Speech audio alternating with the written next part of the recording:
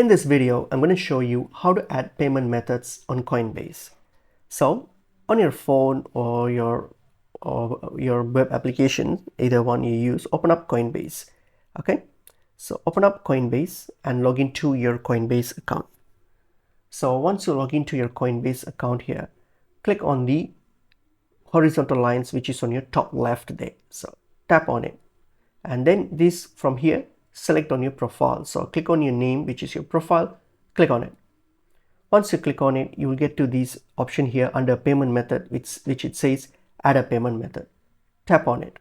When you tap on it, you will be able to see all the available methods that you can use to that you can choose to add a payment method with. So for example, debit card, PayPal, bank account. So these options might vary depending on your region.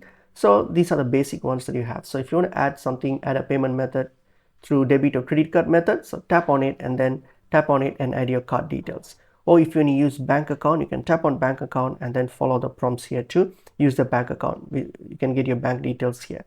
Or PayPal, if it's available for you, you can select PayPal and then proceed with the on-screen prompt to add it. So this is how you add the payment method.